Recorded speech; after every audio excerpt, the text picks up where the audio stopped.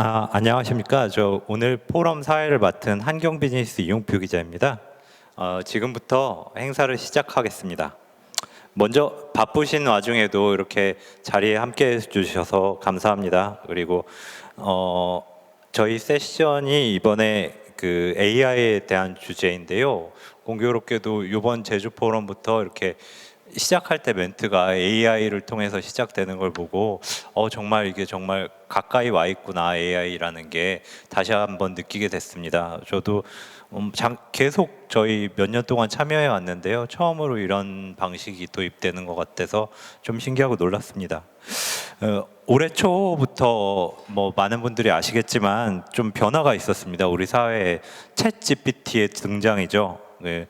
인공지능은 뭐 과거 오래전부터 수십 년 전부터 개발하려고 노력해 왔고 또 관심을 많이 가져왔던 걸로 알고 있습니다. 뭐 알파고도 있었고요. 근데 이 챗 GPT가 등장하면서 일반 사람들이, 보통 사람들이 정말 생활에서 사용할 수 있을 만큼의 인공지능을 느낄 수 있고 경험하게 될 수 있다고 생각하게 됐습니다. 실제로 저희 이 인공지능이라는 주제가 정말 살아 움직이기 시작한 건 그 전이었겠지만 우리가 체감할 수 있었던 건 올해 초라고 저는 생각을 합니다. 실제로 저는 한경비즈니스는 미디어인데요. 미디어사에서도 이를 좀 적극 활용해서 그 전에도 사실 기사를 자동으로 쓰는 기계들이 있었어요. 근데 이게 수준이 별로 높지 않았는데 최근에는 몇 가지 키워드만 주제를 하면 이를테면 신문 같은 경우는 그래픽을 직접 그려주고 뭐 기사에 요약문을 해주고 제목도 뽑아주고 이런 좀 큰 변화를 느끼고 있거든요. 그래서 이미 이렇게 AI가 공존하며 살아가는 세상은 이미 우리한테 다가와 있다고 생각을 하고요. 앞으로 그 AI와 함께 어떤 세상을 이끌어 나가야 될지 좀 우리 모두 고민을 같이 해보는 자리를 만들어 보려고 이 자리를 만들어 보습니다. 오늘 발표자로 모인 두 분은요, 그 이정수 플리토 대표님 그리고 유승재 페르소나 AI 대표님이십니다. 두 분 다 그 한국을 대표하는 인공지능 전문가시고요. 인공지능 전문가시기도 하면서 사업을 직접 하고 계세요. 그러니까 이론과 실무 모두 뭐 국내에서 최고 수준에 있는 분들이라고 생각을 하고요. 아마 저희 여기 참석한 여러분들 그리고 추후 기사로 이제 나가게 됐을 때 그걸 보시는 분들도 많은 도움이 될 거라고 생각을 합니다. 진행 방식은 이정수 플리토 대표님 먼저 이제 시작을 하시고요. 유승재 페르소나 대표님께서 그 다음 바통을 이어받아서 강연을 이어가실 겁니다. 각자 30분씩 하실 거고요. 휴식 시간은 갖지 않고 그 두 분의 발표가 끝나는 대로 간단한 질의응답 시간 가진 다음에 행사를 마무리하겠습니다. 그러면은 이정수 대표님 먼저 발표를 하시겠습니다. 이정수 대표님께서는 그 한국에서 가장 앞서가는 그 번역 전문 기업입니다. 인공지능 활용을 했고요. 이 대표님께서는 그 어릴 적부터 외국어와 친숙하셨다고 해요. 해외 주재원이셨던 아버님을 따라 청소년기 대부분 해외에서 보냈고요.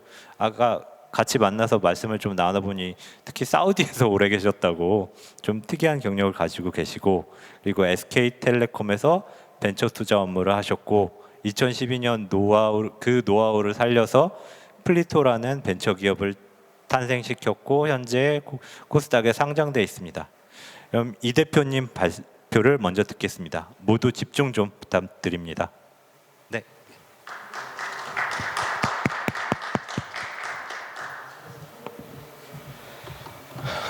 예, 안녕하십니까. 저는 언어 데이터 플랫폼 플리토의 대표를 맡고 있는 이정수입니다. 예, 제주도 하면은 사실 너무나 아름다운 곳이고 이렇게 하루 전날 와서 관광도 하고 그랬어야 되는데 사실 어제 오후 5시 10분에 비행기를 탔거든요.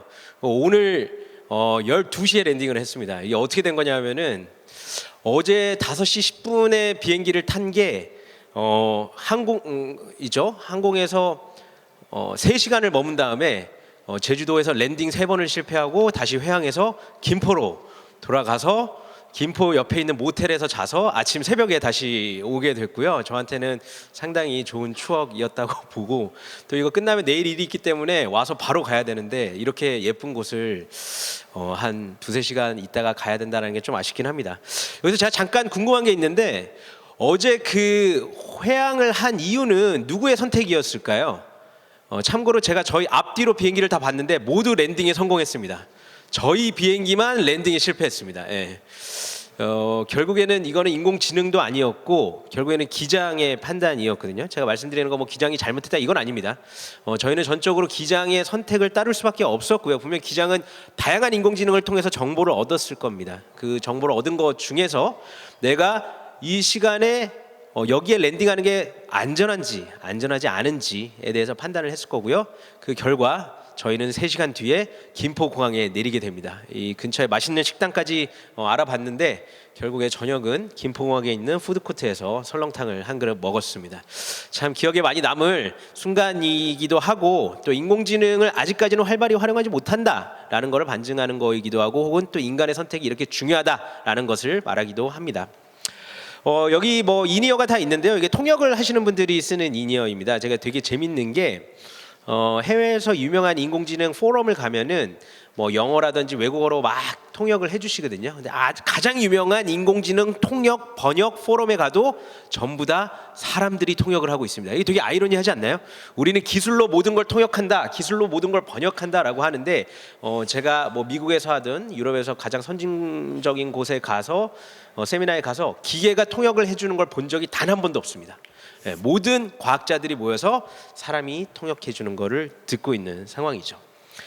제가 말씀드리는 거는 뭐 인공지능에 대한 부정적인 말씀을 드리는 건 아닙니다. 저희 회사도 인공지능과 관련된 일을 하고 있기 때문에, 다만 인공지능이 무엇이고 인간을 이걸 어떻게 다뤄야 되느냐, 또 앞으로 미래에 이건 어떻게 변할 거냐에 대해서 말씀을 드리려고 합니다.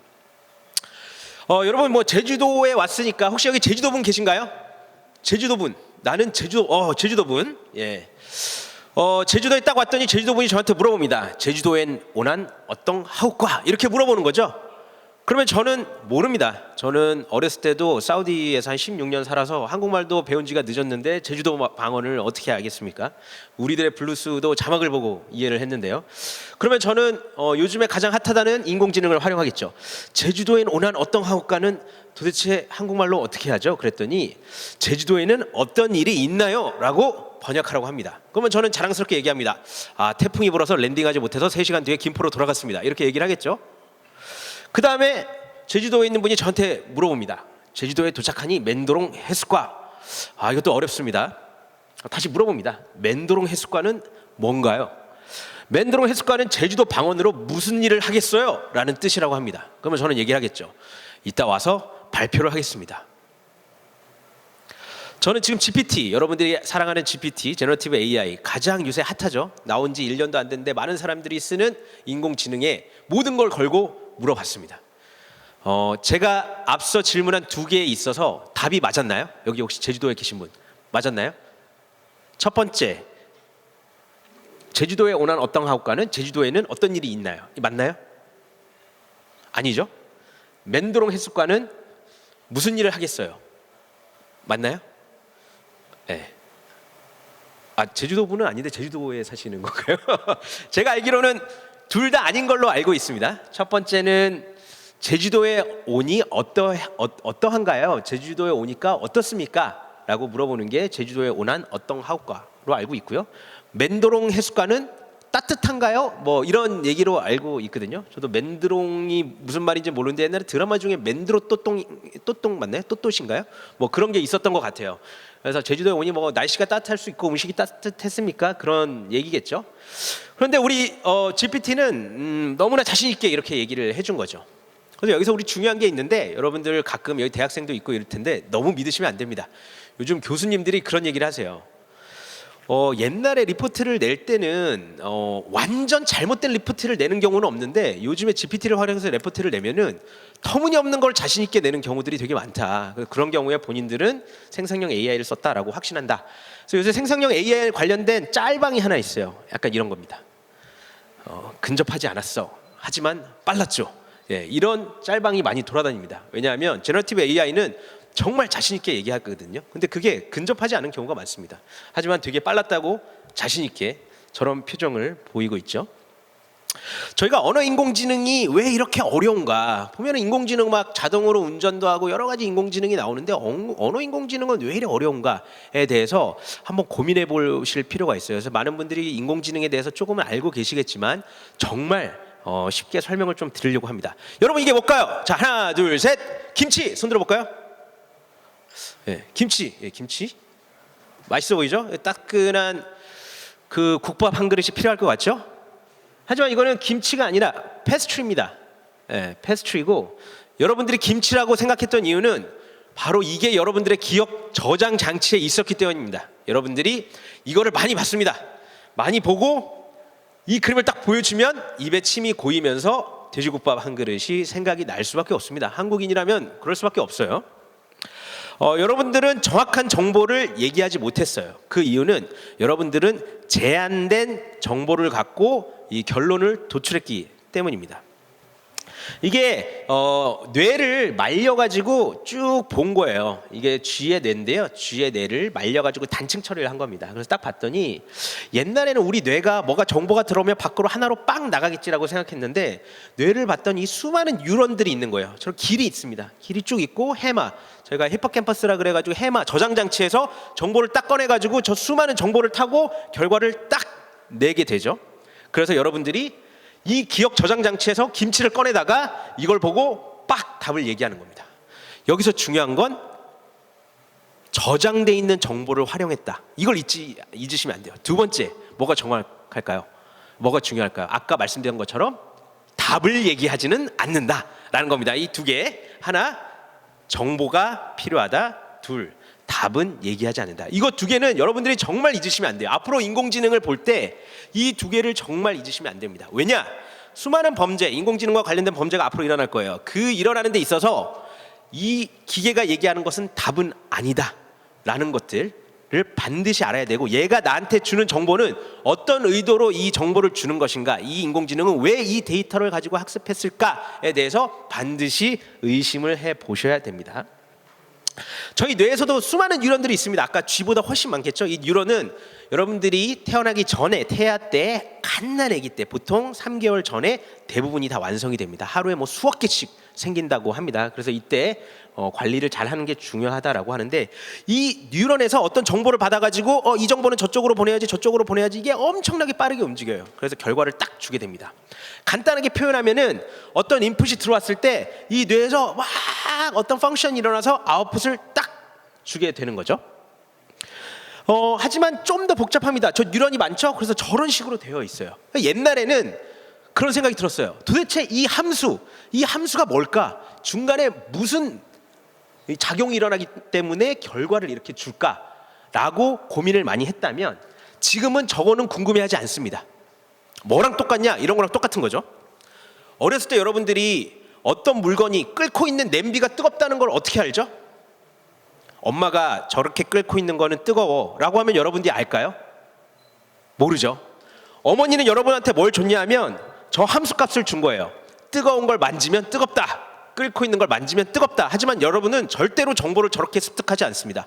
여러분들이 끓고 있는 걸 만지면 뜨겁다는 걸 어떻게 습득했죠? 만져봤더니 엄청 뜨거웠죠? 그 말은 무슨 말이냐면 아웃풋을 받은 거예요, 여러분들은. 그죠? 중간에 펑션은 없었던 겁니다. 인풋과 아웃풋을 받고 여러분들이 중간에 펑션을 만들어낸 거죠. 아, 그래, 저렇게 생긴 거를 만지면 되겠구나. 그거를 그대로 적용시킨 게 인공지능이다라고 보시면 돼요. 그래서 인공지능은 중간에 펑션을 넣는 게 아니라 인풋과 아웃풋을 넣으면은 중간에 펑션은 알아서 만들어냅니다. 참고로 끓고 있는 걸 만졌을 때 뜨겁다라는 그 기능은 여러분들의 뇌에, 여기 있는 모든 사람들의 뇌에 다르게 저장되어 있습니다. 언어도 그렇습니다. 여러분들이 모국어를 배웠을 때 문법을 갖고 배웠나요? 아니에요. 어머니가 계속 얘기하면 자기 머릿속에 그 언어의 지도를 그립니다. 어떤 사람들은 잘못 그리는 사람들이 있어요. 그래서 말이 좀 느린 사람도 있고요. 외국어를 정말 못하는 사람들이 있습니다. 근데 어떤 사람은 기가 막히게 잘 그리는 사람들이 있어요. 그래서 새로운 언어가 들어오면 엄청나게 잘하는 사람들이 있습니다. 왜 그런 차이가 있을까요? 물론 뇌의 차이도 있겠지만 그 처음에 모국어를 습득했을 때 길을 어떻게 그렸냐가 중요한 거예요. 마찬가지로 인공지능은 저 중간에 있는 함수값이 다 다릅니다. 저 안에 있는 노드에 들어가는 값들이 다 다른데요. 그거에 대해서는 사람이 알 수도 없고 크게 궁금해하지도 않습니다. 인공지능이 언어에 있어서 진짜 어려운 이유는 이 언어의 모호성 때문이에요. 이 언어라는 거는 사실 언어 자체가 중요한 게 아니라 사람의 표정도 중요하죠. 상황도 중요합니다. 저 사람이 저 상황에서 왜 저런 얘기를 하지? 중요하잖아요. 특히 저희가 연애할 때 여자친구나 남자친구의 표정을 많이 보고 얘기해야 되고, 그 전날 무슨 일이 있었는지, 혹은 가끔 남성분들 그런 얘기 하잖아요. 나는 여자친구가 무슨 얘기하는지 잘 못 알아듣겠다. 네. 왜냐? 우리가 이해할 수 있는 기억 정장 장치에서는 그게 없거든요. 그 정보가. 그렇기 때문에 여러 개를 고민을 해서 연애 소설도 있고 많은 걸 읽으면서 억지로라도 그 저장 장치를 만들어낸다라는 겁니다. 그만큼 언어라는 거는 우리가 가장 쉽게 하지만 가장 어려운 거예요. 아니에요. 제가 볼 때는 의료가 제일 어렵고요. 딴 게 제일 어렵습니다. 아닙니다. 여러분들이 의사 여자친구라고 사귄다고 생각했을 때 의사 여자친구가 직업 때문에 어려울지 아니면 이성이라서 어려울지 두 개 중에 하나를 생각해 보면 됩니다. 이성이라서 어려운 게 훨씬 더 많습니다. 그렇기 때문에 우리는 이 언어의 모호성을 지금까지 해독해 내려고 많은 고민을 했다라는 거죠. 그래서 우리가 어떤 방식을 썼냐? 기존 인공지능이랑은 다르게 중간에 엄청나게 많은 노드, 뉴런을 때려 넣습니다. 뉴런을 때려 넣어서 우리가 머리가 어떤 모호한 걸 들었을 때 머리가 엥 돈다라는 얘기를 하잖아요. 그래서 너무나 많은 연산을 하게끔 시키는 거예요. 이 정도의 연산으로 이해를 잘 못하면 더 많은 노드 값과 파라미터를 때려 넣어서 연산을 빨리 하도록 만들자. 저 연산이 빨리 되려면 자, 우리 뇌라고 해봅시다. 어떤 두 개가 중요할까요? 첫째, 아까 연애 소설을 공부하는 것처럼 많은 데이터가 중요하겠죠? 두 번째, 그 데이터가 많으면 뭐합니까? 빨리 나오지 않으면 답을 못 내는데 그 뇌가 빨리 돌아가는 그 컴퓨팅 파워, 이 속도가 되게 중요합니다. 그래서 지금 현재 인공지능은 이 두 가지를 해결하려고 노력을 많이 하고 있어요. 일단 저장 장치는 저희가 인터넷을 통해 가지고 클라우드에서 수많은 언어 데이터들을 갖고 올 수 있습니다. 두 번째는 이 컴퓨팅 파워 같은 경우는 GPU, 저희가 CPU에서 훨씬 더 발전한 GPU를 어마어마하게 때려 박으면서 수많은 정보들을 가지고 답을 줄 수 있는 그 성능을 높이는 겁니다. 여기서 중요한 것 다시 말했지만 프리트레인드, 사전에 학습되어 있다. 그렇기 때문에 제주도 방언처럼 모르는 걸 물어봤을 때 답을 해줄 수 있는 가능성은 낮다라고 봅니다.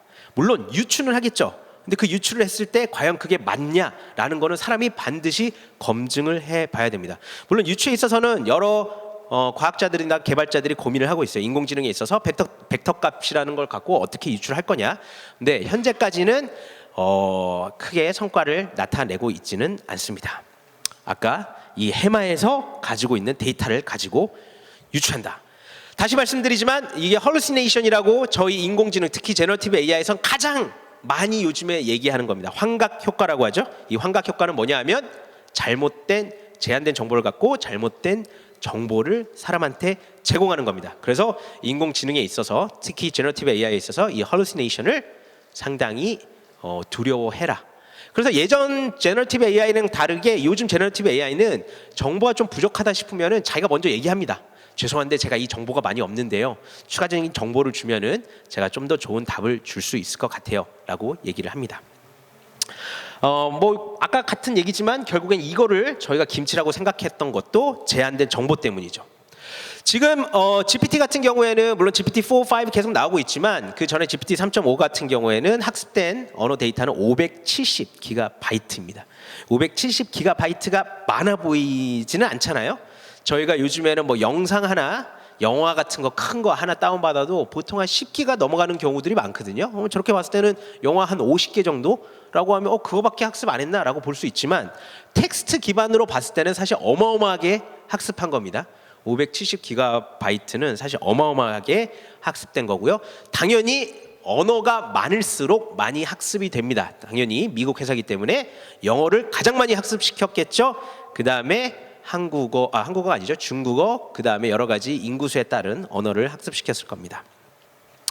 자, 적은 데이터로 유추가 가능한가? 그런데 부족한 데이터들이 있을 거예요. 한국어처럼. 이 적은 데이터로는 유추가 가능한가? 아까 우리 제주도 방언을 보듯이 불가능하다라고, 불가능한 게 아니라 쉽지 않다라고 말씀드릴 수 있을 것 같아요. 우리도 정보가 많이 없어도 아까 김치라고 얘기했던 것처럼 때려 맞았는데 맞는 경우가 있잖아요. 마찬가지로 이 제너러티브 AI도 제한된 정보를 가지고 답을 줬을 때 그 답이 맞는 경우도 꽤 있습니다. 하지만 그거는 사람이 반드시 더블 체크를 해야 되는 부분들이 있고요. 더블 체크한다라는 말이 되게 웃겨요. 우리가 그 정보를 물어봤는데 다시 더블 체크한다라는 거는 그 정보를 우리가 어느 정도 알고 있다라는 거거든요. 그래서 실제로 제너러티브 AI를 잘 활용하는 사람은 그 분야의 전문가들이 잘 활용합니다. 예를 들어서 난 제너러티브 AI를 번역에 활용하고 싶다. 아랍어에서 한국어로 번역하고 싶다. 딱 결과가 나왔어요. 맞는 것 같아요. 근데 그걸 어떻게 알아요? 모르잖아요. 그럼 우린 답을 내는 거예요. 근데 아랍어를 아는 사람이라면 원문이랑 번역문을 비교해 보면서 여기서 어떤 오류가 있는지를 찾을 수가 있겠죠. 여기서 이 상황에 대한 이해라는 게 상당히 중요합니다. 언어는 아까 말씀드렸던 것처럼 상황에 대한 이해라고 했어요. 근데 우리가 아무리 많은 데이터를 갖고 있어도 그 데이터에 있어서 상황을 끄집어내는 거는 쉽지가 않습니다. 사람의 경우는. 하지만 기계는 제너러티브 AI, 인공지능은 이걸 기가 막히게 잘 끌어냅니다. 제가 예시를 보여드릴게요. 상황에 대한 이해가 언어는 많이 필요하다라는 거죠. 이 최근에 있었던 WBC의 사건 중에 하나인데 이 강백호 선수가 신나하다가 발을 저 플레이트에서 뗍니다. 그래가지고 태그아웃을 당하죠. 너무나 역사적인 사건이라기보다는 좀 당황스러운 사건이었어요. 이거 아마 남자분들 뭐 혹은 야구를 좋아하시는 분들은 너무나 잘 아는 사건이었을 거예요. 그때 우리 팍스 스포츠에서 뭐라고 나오냐면 백호강 comes off the bag while celebrating and is ruled out 이라는 이 트윗을 남깁니다. 이 트윗이 정말 어려운 트윗이에요. 이거를 가지고 저희가 자동 번역기에서 한번 번역을 해봤습니다. 자동 번역기의 특징, 머신 트랜슬레이션의 특징은 상황을 모릅니다. 그죠? 그냥 번역을 하는 건데 첫 번째 같은 경우는 강백호는 세레머니 도중 가방에서 떨어져 퇴장당했습니다. 가방이라고 번역을 했죠. 두 번째는 강백호는 자축 도중 가방에서 떨어져 아웃됐다 이렇게 나옵니다. 그래서 여기 보면은 comes off the bag 이거를 가방이라고 번역을 하게 되죠. 정보가 없는 상황에선. 그 다음에는 솔직히 말하면 저 위에 거 저희 겁니다. 강백호가 세레모니를 하다가 가방에서 떨어져 제외됐다라고 나오고요. 아래 거는 강백호는 축하하는 동안 가방을 벗고 제외된다 이렇게 나옵니다. 이 네 개가 다 틀린 답이 나왔죠. 이 네 개는 여러분들이 잘 아시는 번역기를 쓴 건데 요거를 제가 똑같은 문장을 아무런 정보를 주지 않고 제너러티브 AI에서 물어볼게요. 그랬더니 백호 강은 축하하는 도중 베이스에서 떨어져 아웃 처리되었습니다. 자, 이거를 인공지능을 모르시는 분들이라면 딱 보고 제너러티브 AI 짱! 뭐 인공지능 형님, 인공지능 느님 뭐 굽신굽신 뭐 이렇게 얘기를 하죠. 그런데 인공지능 쪽을 연구하는 사람은 왜 저 답이 나왔을까에 대해서 한번 생각을 하게 돼요. 그리고 저거를 나눕니다. 어절로. 그래서 백호 강을 나누고 동사를 나누고 명사를 나누면서 도대체 어떤 정보 때문에 그 전에는 가방이라고 처리했던 거를 베이스로 처리했을까라고 고민을 하게 됩니다. 혹시 뭔지 대충 알겠는 분 계신가요? 뭐 때문에 저게 베이스가 바뀌었는지? 제가 그래서 저희는 뭐 금방 알거든요. 딱 보면 뭐 때문에 하는지. 그래서 이름을 바꿔봅니다. 참고로 마이크 타이슨이 복싱 선수죠. 그래서 마이크 타이슨이라고 백호강을 바꿔봅니다. 그랬더니 어떻게 나오냐면 베이스라고 안 나오고 주먹 가방이라고 나옵니다. 그죠? 주먹 가방은 무슨 뜻인지 저도 잘 모르겠지만 어쨌든 주먹 가방이라고 나오고요. 두 번째는 타이거 우즈로 바꿉니다.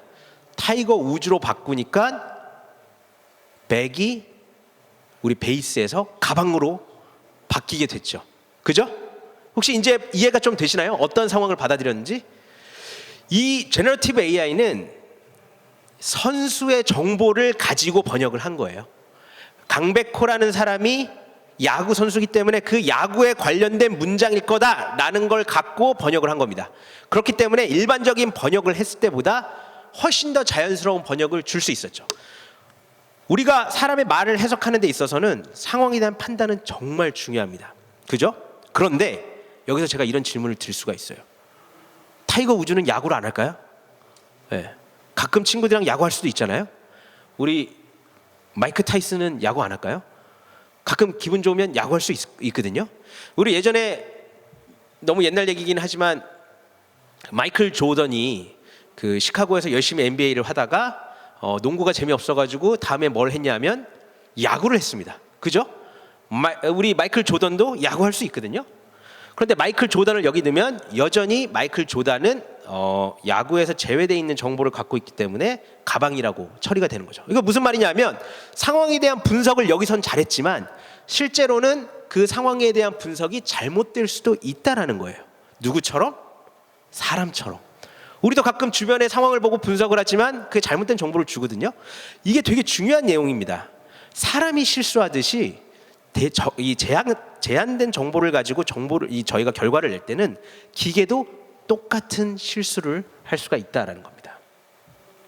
이 번역은 상황에 대한 이해를 되게 중요하게 생각하기 때문에 제너러티브 AI를 잘 활용하기 위해서는 상황을 더 주는 게 중요할 수도 있어요. 여러분 혹시 이 내용 보고 한국 사람이라면은 100% 다 이해하시죠? 그죠? 자, 이거 누가 한 말일까요? 보통 이런 얘기를 하시는 분들은 집에 한 분 계시죠? 네. 어머니께서 보통 이렇게 많이 말씀을 하십니다. 그죠? 네. 그래서 야, 너 그 성적 받아서 참 장하다. 뭐 이렇게 얘기하죠. 보통 친구들은 이렇게 얘기 안 하죠. 친구들은 뭐 와 대박. 뭐 나는 그거보다 더 못 받는데 뭐 이런 얘기하고. 근데 보통 이거 어머니께서 얘기를 많이 하시는데 요 정보만 줬을 때는 제너러티브 AI가 번역을 잘 못해요. 여기 보면은 주어를 전부 다 I로 번역했습니다. 한국어의 가장 어려운 점이죠. 주어가 없다는 점. 하지만 이거는 우리가 봤을 때 우리도 똑같이 상황을 모르잖아요. 근데 한국 사람들은 다 이해합니다. 저 주어는 I가 아니라 듣고 있는 사람이라는 걸. 그래서 여기에 대해서는 이런 잘못된 정보, 상황에 대한 잘못된 정보를 주지만 우리가 프롬프트라 그래가지고 상황에 대한 설명을 줄줄 해줍니다. 자, 이거는 엄마가 비꼬면서 그녀의 아들에게 하는 얘기인데 그녀의 아들은 공부를 제대로 안 했고 나쁜 점수를 받은 상황이야 라고 얘기를 했더니 너무 잘 번역을 했어요. 그래서 미국식으로 엄마가 아이를 비꼬듯이 혼내면서 얘기를 했고요. 가로한 다음에 이 첨부도 넣습니다. 그래서 엄마의 톤은 약간 비꼬는 톤으로 말을 해줬으면 좋겠어 라고 얘기합니다. 그래서 이렇게 제너러티브 AI에 있어서는 이걸 저희가 프롬프트 엔지니어링이라고 그래가지고 좋은 이 어떻게 보면 명령값을 주는 게 상당히 중요합니다. 그래서 요새 나오는 많은 서비스들이 저 부분을 좀 더 쉽게 해주기 위해서 나오고 있어요. 그래서 여러분들이 저런 프롬프트 값을 치는 게 쉽지 않기 때문에 어떻게 하면 좀 더 내가 과제를 잘할 수 있는 프롬프트 값을 주고 어떻게 하면 내가 좀 더 번역을 잘할 수 있는 프롬프트 값을 줄까 이런 거에 대해서 자동으로 넣어주는 거 혹은 마케팅 카피 문구를 쓰는데 어떻게 하면은 마케팅적으로 뭐 20대 30대 혹은 남성 여성이 잘 알아들을 수 있는 말투로 할까 그런 프롬프트를 넣어주면서 조금씩 정교하는 게 있습니다. 자, 생성형 AI는 어떻게 발전될 거냐? 되게 쉽게 생각할 수 있는 거 있죠. 지금 이제 언어가 처리됐으니 이제 이미지를 가지고 상황 유추하는 게 나오겠죠. 이미지를 딱 주면서 지금 현재 상황은 이런 이미지야. 그 다음에 이미지가 해결되면 뭐가 나올까요? 당연히 영상이 나오겠죠. 참고로 지금 이미지는 어느 정도 해결이 됐고 이제 조만간 영상으로 갈 겁니다. 그럼 여러분들이 말로 하면 그 말에 있어서 5분짜리 영상을 만들어 줍니다. 지금 현재 가능하고요. 이게 상용화 되기까지는 저희가 볼 때는 1년 안에는 충분히 상용화 되지 않을까 싶습니다. 데모는 나와 있기 때문에. 그래서 그런 쪽으로 쭉 발전할 거고 그러기 위해서는 이 중간에 있는 노드 값이랑 파라미터를 어마어마하게 늘리고 데이터를 어마어마하게 늘리겠죠. 그죠? 너무나 쉽게 예상할 수 있는 방법이고 그래서 요새 여러분들 아시겠지만 GPU를 팔고 있는 엔비디아의 주가가 밑도 끝도 없이 하늘을 향해 올라가고 있습니다. 그죠? 그거를 예상했던 저는 단 한 주도 갖고 있지 않지만 요즘 들어가지고 지금이라도 사야 되나라는 고민을 하고 있습니다. 자, 생성형 AI와 업계의 변화. 저희가 거의 10년 주기로 업계가 확 변화합니다. 닷컴, 그 다음에 모바일 앱이 막 발전했고요. 그 다음에 2023년이 다시 그 시점이 왔다 그래요. 많은 사람들이 사업을 했을 때 대박이 날 수 있는 유니콘이 될 수 있는 가능성이 지금 다시 도래했다. 예, 그때 닷컴 때도 마찬가지고 모바일 때도 스타트업들이 자라가지고 쭉 성장했거든요. 여러분들이 잘 아는 배달의 민족 저희가 모바일 때죠. 닷컴 때는 뭐 NC소프트라든지 이런 회사들이 쭉 성장을 했죠. 네이버도 마찬가지고 대기업들이 보통 접근하지 못하는 분야, 대기업들이 시간이 걸리는 분야에 스타트업들이 이미 기존에 있는 기술을 가지고 빠르게 발전해서 선점하는 게 가능합니다. 그래서 지금 GPT가 나온 다음에 어떤 현상이 벌어지고 있냐? 이런 현상이 벌어지고 있어요. 이게 제주도의 한라봉입니다. 여러분 발표 준비 정말 열심히 했습니다. 이 제주도에 특화되어 있는 발표 준비로 했는데 이 한라봉이 GPT라고 생각을 해보세요. 기가 막힌 한라봉을 누가 만든 거예요.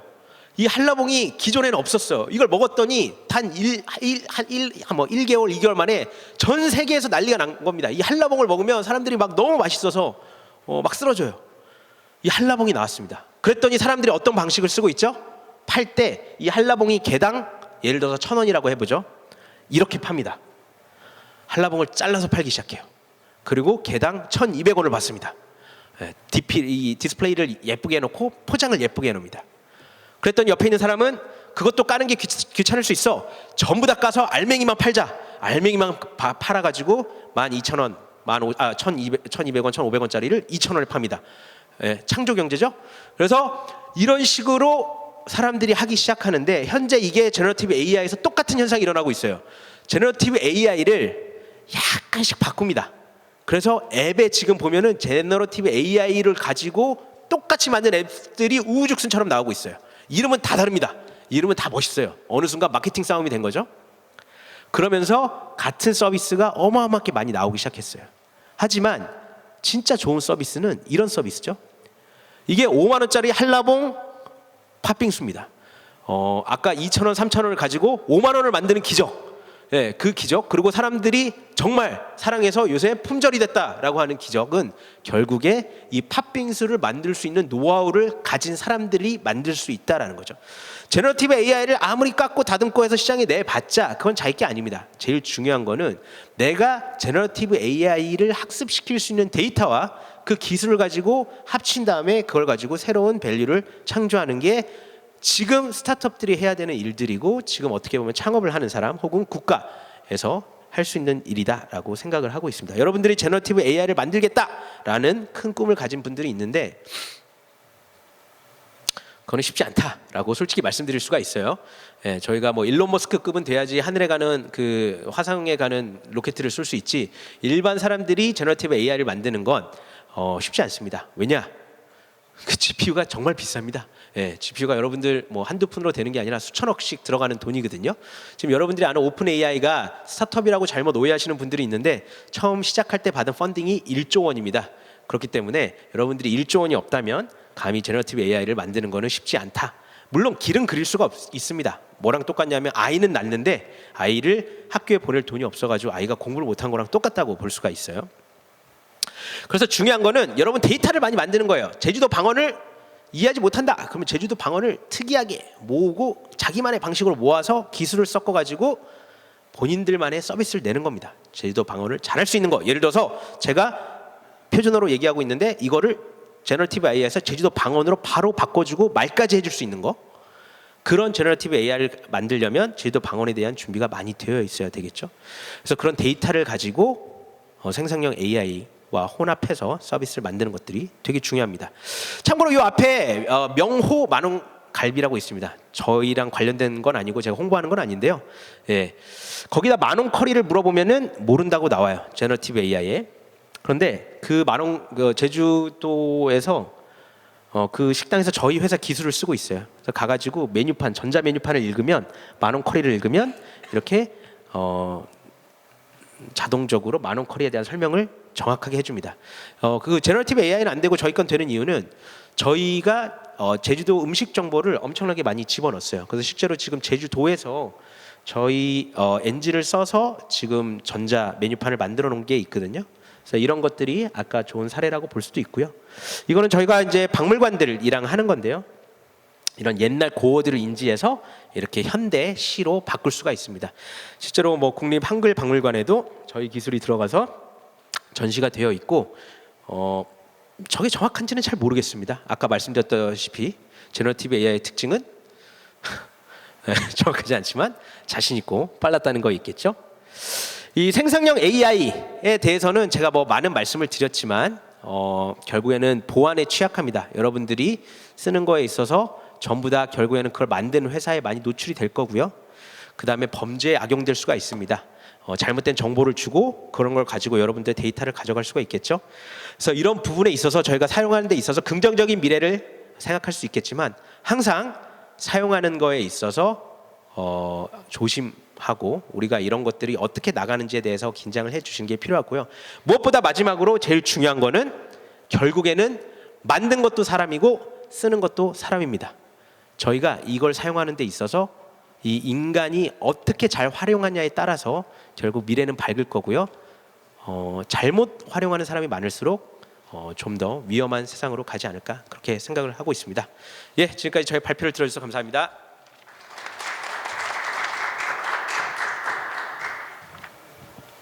네, 이정수 대표님 말씀 잘 들었습니다. 들으면 들을수록 재밌는 것 같아요. 이 인공지능이라는 걸. 그러면 두 번째 대표 유승재 페르소나 AI 대표님 소개드리겠습니다. 페르소나 AI는 챗 GPT와 같은 생성형 AI 기술에서 독보적인 기술력을 가지고 있는 기업입니다. 특히 그 일반 실무에 활용할 수 있도록 챗 GPT를 실무 비즈니스에 활용할 수 있도록 최적화된 기술을 선보이려고 노력하는 중이고요.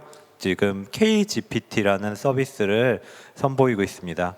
유승재 대표님께 AI에 대해서 또 한번 자세한 강연 들어보도록 하겠습니다. 그럼 유승재 대표님 부탁드리겠습니다. 네, 안녕하십니까. 페르소나 AI의 유승재 대표라고 합니다. 반갑습니다.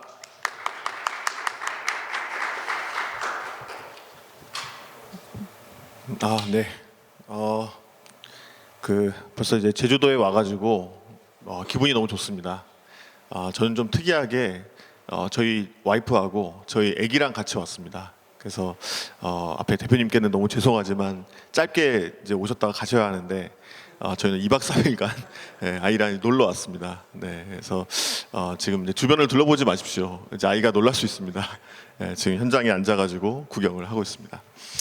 네, 저희 페르소나는 IT에서 타겟 고객을 의미하는 용어입니다. 그래서 AI가 많긴 한데 우리가 정말 쓸 수 있는 AI가 많지가 않다. 그래서 정말 쓸 수 있는 AI, 옵티멀 AI가 저희 회사 비전입니다. 먼저 제 소개를 드리면요, 페르소나 AI라는 회사를 운영하고 있고 또 인공지능 산업협회의 부회장으로 또 일을 하고 있습니다. 책을 한 3권 정도 썼고요. 저도 페르소나 인공지능이라고 하는 챗 GPT와 관련된 책을 또 하나 썼습니다. 그래서 이번 6월달에 나오니까 또 많이 이렇게 사랑해 주시면 좋겠습니다. 어느 날 갑자기 일을 하고 있는데 저희 직원들한테 전화가 왔습니다. 대표님 큰일 났어요. 빨리 TV를 틀어보세요. 그래서 무슨 일일까? 어떤 문제가 생긴 거 아닌가 놀래가지고 인터넷을 빨리 찾아봤습니다. 그랬더니 챗 GPT라는 게 나와가지고 페르소나가 챗 GPT와 관련된 한국 회사다라고 언론에 나오면서 갑자기 저희 회사 관련된 투자사가 시총이 300%가 오르고 금감원에서 투자 제한이 걸릴 정도로 엄청난 사건들이 생겼습니다. 그 후부터 거의 매주 주 한 2-3번씩 계속 방송에 출연하면서 일은 못하고 언론에 많이 이제 불려다니면서 그런 활동을 좀 했습니다. 어떻게 보면은 이 챗 GPT가 이렇게까지 많은 파급력을 주는 그런 하나의 글로벌한 아주 이벤트는 맞는 것 같습니다. 네, 저희 회사가 하는 일은 주로 컨버세이션 AI라고 하는 대화형 AI를 전문적으로 하는 회사입니다. 좀 대표적인 걸 말씀드리면 초등학생들 많이 쓰는 EBS 펭수 영어 말하기 서비스가 있습니다. 거기 있는 컨버세이션 AI의 영어 엔진을 저희 회사 엔진 사용되고 있고요. 또 국민은행, KB에 사용되고 있는 거의 대부분의 저희 챗봇 AI 솔루션들이 다 사용이 되고 있습니다. 그 밖에도 자동차라든지 서울시립미술관 같은 다양한 레퍼런스를 가지고 있습니다. 네, 먼저 저희 인공지능에 대한 고민부터 시작을 좀 하겠습니다. 가장 초거대 AI가 나오고 AI가 많이 이슈가 되면서 제일 많이 나오는 질문 중에 하나가 인공지능이 인간을 지배할까? 이런 질문들 많이 합니다. 정말 너무너무 무서운 그런 AI의 실력들이 이제 보여주고 있는데 과연 인간을 지배하지 않을까? 라는 부분에서 제가 아주 좋아하는 교수님께서 이렇게 답변을 합니다. 사람과 말이 경주하면 누가 이길까? 네, 다시 말해서 말과 직접 경주하는 게 아니라 이 말을 올라타야지 이기는 것이다. 그래서 AI보다 더 계산을 빨리 하고 AI보다 뭔가 더 빨리 만드는 거, 더 늦게 만든다고 해서 인간이 반드시 AI한테 지거나 지배당하는 것은 아니다. 결국 인간이 만든 인공지능을 인간이 올라탈 수 있느냐 없느냐로 이야기를 해야 될 것 같다. 네, 이런 말씀을 주셨는데 굉장히 인사이트 있는 예신 것 같아요. 제가 100마디 말보다 아주 짧게 이해가 되는 그런 말인 것 같습니다. 자, 이 화면 다들 아실 겁니다. 이 초록색 화면 보시면 다들 연상이 되시죠? 네, 우리가 매일매일 거의 검색을 하고 있는데 이 아래에 있는 로고가 바로 오픈 AI, 챗 GPT를 만든 오픈 AI의 로고입니다. 다시 말하면 이제는 검색과 챗의 경쟁입니다. 검색이라는 것은 우리가 이렇게 검색하죠. 제주 포럼에 가는 길이 어디야? 라고 치게 되면 검색 결과가 한 400개 나올 거예요. 그러면 거기서 우리는 찾아야 됩니다. 답을. 그죠? 하지만 챗은 다릅니다. 챗은 검색어를 입력하게 되면 그에 대한 답변을 바로 찍어줍니다. 그리고 일도 시킬 수가 있어요. 우리가 논문을 넣고 그 논문에 대해서 요약을 해서 이걸 PDF 파일로 만들어서 나한테 메일로 보내줘 라고 일을 시킬 수가 있어요. 그러니까 챗은 검색 다음에 패러다임으로 바뀌고 있는 아주 거의 끝판왕이라고 볼 수 있는 새로운 형태인 겁니다. 그리고 챗 GPT가 이것을 아주 가속화시켰다라고 보시면 됩니다. 또 하나가 인식의 AI와 생성의 AI 싸움입니다. 지금까지는 얼마나 인식률이 좋아? 음성 인식률이 몇 프로야? 답변율이 몇 프로야? 지금까지는 항상 AI를 도입하려고 하면 인식을 물어봤어요. 인식률이죠. 네, 이제는 생성을 물어봅니다. 네, 최근에 저희가 만나는 기업들 대부분이 그렇습니다. 우리 기업의 데이터를 만들고 싶어요. 우리 기업에 이런 레포트를 만들고 싶어요. 챗 GPT를 활용해서 뭘 할 수 있나요? 이런 생성, 그죠? 패러다임이 이제는 인식에서 생성을 하는 쪽으로 넘어가고 있습니다. 네, 또 한 가지 질문. 정답이 과연 현답일까라는 겁니다. 챗 GPT는 정답을 말하려고 하고 있어요. 그래서 앞에서 대표님 말씀 주신 것처럼 챗 GPT는 굉장히 환각 효과 또 틀린 정보들, 잘못된 정보를 많이 말해줍니다. 제가 얼마 전에 전라도 광주에 갔는데 광주의 맛집이 어디야? 라고 물어봤더니 마이크로소프트랑이요, 페이스북이랑이요, 말도 안 되는 얘기를 하더라고요. 다행히 그런 답변은 우리가 보면 인간이 알 수가 있어요. 이건 틀린 답이구나, 뭔가 오류가 있구나. 근데 조금 그럴싸하게 답변을 주기 때문에 그런 답변들에 대해서는 정말 사고가 날 수 있는 심각한 일이 있을 수가 있는 거죠. 근데 AI에서 정답, 네, 반드시 정답이 좋은 것이 아니라 예를 들어서 금융권의 AI인데 환불해줘, 취소해줘 라고 말했더니 그 AI가 네 알겠습니다 그리고 취소해주면 될까요? 네, 안 되죠. 고객님 왜 이러세요? 저희가 이거 쿠폰도 드릴게요. 막 설득해야 되겠죠. 그죠? 결국에는 AI가 답을 주는 것도 중요하지만 때로는 고객을 설득하기도 하고 여러 가지 장치를 쓰면서 정말 재미있는 기획들에 따라서 서비스가 달라질 수가 있다라는 부분을 좀 생각하면 좋을 것 같습니다. 네, 다음은 대화형 인공지능에 대해서 조금 더 설명드리도록 하겠습니다. 저는 지금 여러분 앞에서 말을 통해서 설명을 하고 있는데요. 이 말은 지식에서 나옵니다. 그리고 인공지능은 기술적인 지식을 통해서 답변을 하고 생성을 하고 있습니다. 그런데 우리가 정말 생각하는 존재, AI는 아직 나오지가 않았습니다. 그 AI를 AGI라고도 우리가 보편적으로 말하고 있는데요. 그래서 저희는 인공지능이 아니라 아직은 인공지식의 시대다라고 표현을 좀 하고 있습니다. 저희가 기업이나 고객을 만날 때 그런 얘기를 많이 들어요. AI를 구축하는 방법을 쭉 설명을 드리면 다 듣고 나서 하시는 말씀이 이게 뭐야? 이게 AI가 맞냐? 이거 사람이 다 하는 거 아니냐? 정말 노가다다. 이런 말씀 많이 하시거든요. 정말 이거 알아서 뭔가 생각하고 스스로 뭔가 해줄 줄 알았는데 그게 안 된다는 거죠. 그래서 아직은 우리가 정말 원하는 인공지능을 만들 수 있는 그런 인공지능의 기술들이 하나씩 나오고 있다라고 보시면 될 것 같아요. 그런 의미에서 챗 GPT는 아주 혁신적인 패러다임을 한번 또 바꾼 그런 서비스라고 보시면 됩니다.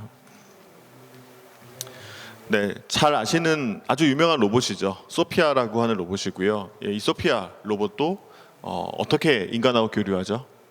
네, 컨버세이션을 통해서 합니다. 무인 자동차 뭘로 하죠? 네, 이것도 다 말로 하죠. 그만큼 시대가 발전할수록 AI가 발전할수록 결국 인간하고 교류하는 건 말이고 컨버세이션입니다. 그래서 이 컨버세이션 AI 영역에서는 정말 세상을 좀 바꿀 수 있는 아주 가장 빠른 그런 영역이 바로 이 컨버세이션 AI다라고 보시면 됩니다. 그런데 요즘에 이런 말이 나와요. 기술적으로 정말 많이 나오는데요. 자연어 처리라는 말이 많이 나옵니다. 그래서 저도 IT를 하고 있지만 병원에 가면 의사 선생님들이 되게 막 어려운 용어를 많이 쓰시잖아요. 볼 때마다 도대체 뭐라고 쓰는 거야? 그냥 감기 걸렸으면 쓰면 되는데 뭐 저렇게 어렵게 쓰지? 이런 생각을 많이 하잖아요. IT에서도 좀 어려운 용어 너무 많아요. 근데 알고 보면 되게 쉬운 용어입니다. 자연어 처리라는 것은 Natural Language Processing입니다. 그래서 NLP라고 쓰고 있고요. 챗 GPT 때문에 정말 많이 나오는 용어가 NLP입니다. 그러면 자연어가 뭐냐? 네, 자연어는 자연적으로 생겨난 모든 말이에요. 우리가 쓰는 모든 말은 다 자연어입니다. 그러면 이 자연어 처리를 하기 위해서 필요로 하는 요소 기술 중에 하나가 NLU, Understanding, 이해를 하는 거고요. NLG, 생성을 하는 자연어 생성 영역입니다. 이 모든 걸 합쳐서 NLP라고 하는 자연어 프로세싱이라고 보시면 됩니다. 그래서 되게 어렵게 설명된 기술적인 내용도 많겠지만 아주 이렇게 간단하게 이해하시면 앞으로 좀 여러분 오신 분들 모두 다 자연스럽게 이해하실 수 있지 않을까 생각이 듭니다. 그런데 이 NLP 기술을 가지고 만들 수 있는 서비스가 여러 가지가 있어요. 네, 챗봇, 콜봇, AI 키오스크, AI 스피커, 네, 많은 것들이 나오고 있습니다.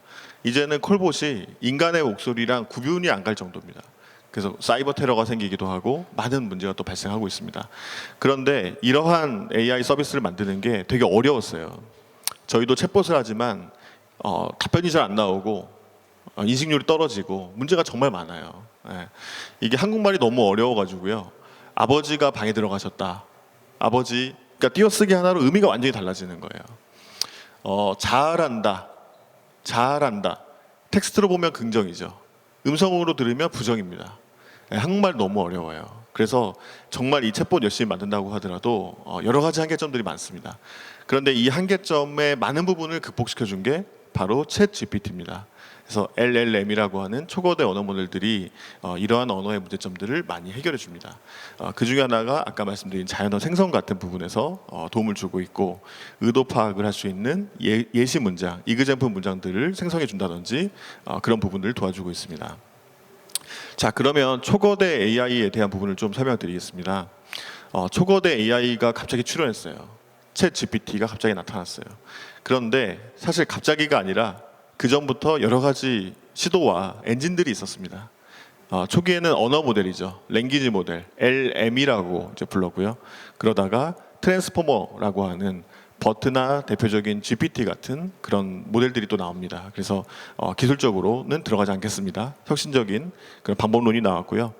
그러다가 드디어 이제 대규모 언어 모델, 라지 랭귀지 모델, 그래서 LLM이라고 보통 부릅니다. 그래서 사실 한국말로 번역해 보면 특별한 게 아니에요. 그래서 너무 겁먹지 마시고 이제 여기 오늘 오신 분들은 LLM 이렇게 기억을 하시면 좋을 것 같고요.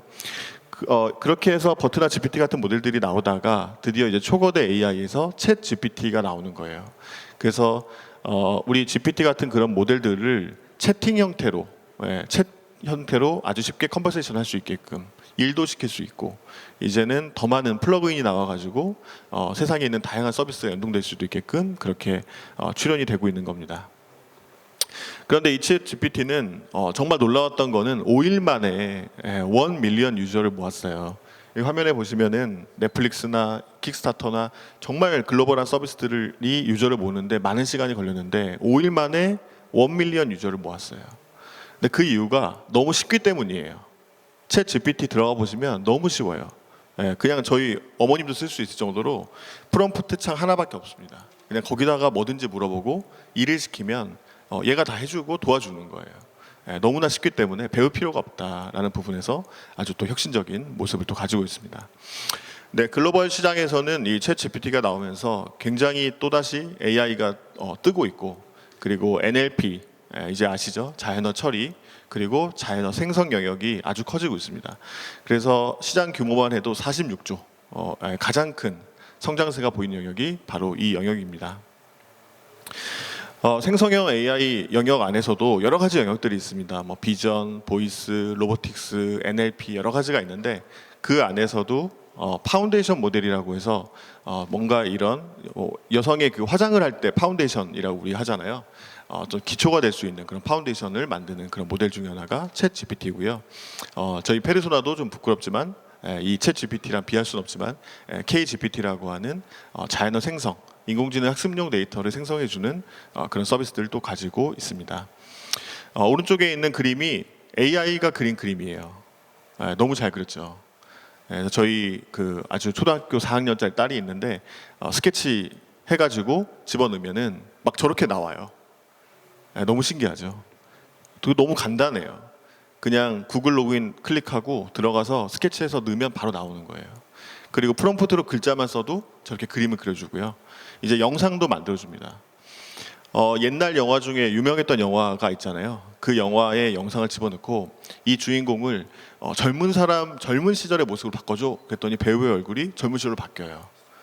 그리고 내가 원하는 내용만 쓰면 영상이 또 합성이 돼서 만들어지는 거예요. 그래서 정말 기존에 있던 AI와는 정말 차별화된 혁신적인 그런 인공지능이 나오고 있다. 좌측에 있는 그림이 오른쪽처럼 된 거예요. 너무 재밌죠? 네, 챗 GPT와 GPT에 대한 소개를 간단하게 드리겠습니다. 최근에 서점에 갔더니 챗 GPT 책이 너무 많아요. 정말 갈 때마다 책이 나와 있어요. 저도 지금 한 권 썼다 그랬잖아요. 계속 출시를 미루고 있습니다. 계속 바꾸고 있어요.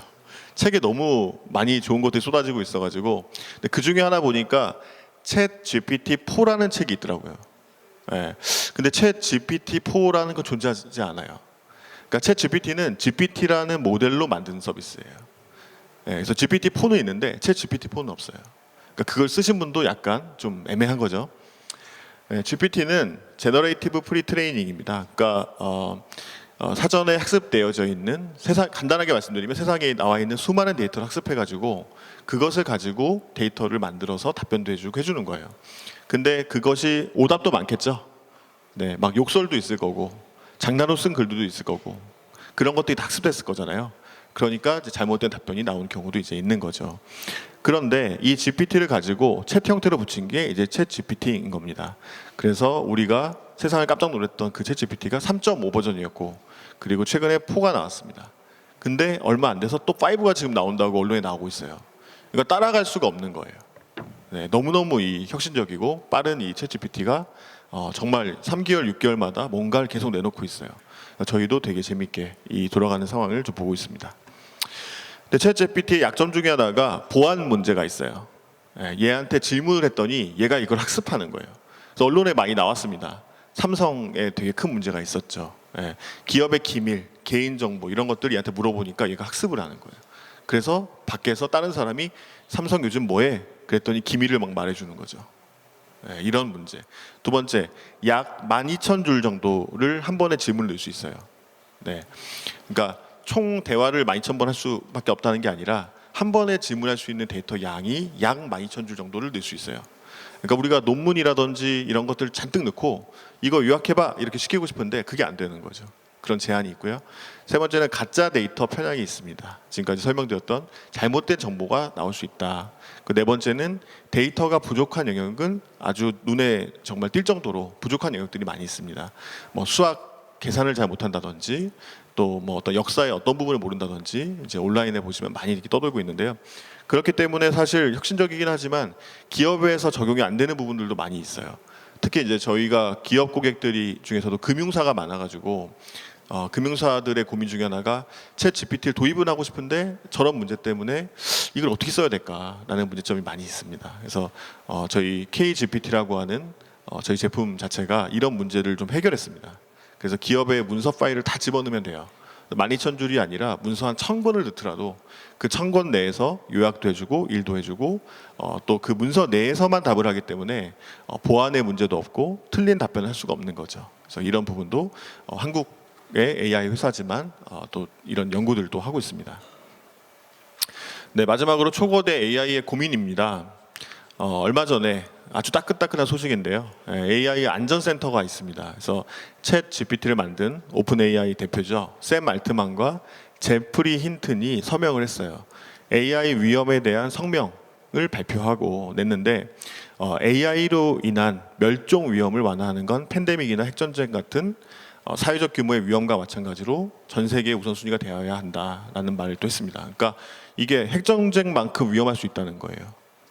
잘못하면 AI 때문에 멸종할 수도 있다라는 거죠. 그래서 뭐 정말 설마 이렇게까지 되겠냐 싶기는 하겠지만 어쨌든 AI 안전센터에서는 지금부터 이런 고민을 하고 있고 또 챗 GPT를 만든 샘 알트만이 했다는 부분에서 전 세계적으로 굉장히 빅 뉴스였습니다. 생성형 AI의 고민 중에 큰 대표적인 5가지를 좀 해왔는데요. 프라이버시라든지 그리고 책임감, 리스폰서빌리티, 그리고 어떤 잘못된 편향적인 데이터들, 그리고 일관성 있는 답변. 새로 고침할 때마다 답변이 다르게 나와요. 챗GPT가. 예, 뭐 예를 들어서 그런 부분도 있을 수 있고요. 그 설명 가능해야 한다라는 부분이 생성형 AI의 큰 고민 중에 하나가 아닐까 봅니다. 그리고 초거대 AI가 굉장히 인프라를 엄청나게 써요. 얼마 전까지 월 4억을 썼다 그랬거든요. 그러니까 챗 GPT가 매달 서버 비용이 4억씩 나가는 거예요. 엄청난 비용이 나가고 있어요. 근데 오늘자 기준으로 9억을 쓰어요. 폭발적이죠. 한 달에 9억씩 쓰고 있는 거예요. 예. 그만큼 방대한 파라미터 수가 있기 때문이고 과도한 에너지 소비를 만들고 있다. 그래서 한국에서도 뭐 KT의 믿음이라든지 네이버의 하이퍼클로버 같은 초거대 언어 모델이 있는데 그들도 어마어마한 인프라를 이렇게 쓰고 있는 겁니다. 그래서 중국에서도 준비하고 있고 뭐 바이두에서도 만들고 있고 전 세계가 막 따라오고 있는데 우리 글로벌하게 봤을 때는 이런 과도한 에너지 소비에 대한 문제를 한 번쯤 또 생각을 해봐야 됩니다. 그런데 딥마인드 잘 아시죠? 네, 레트로라고 하는 모델을 이제 공개했어요.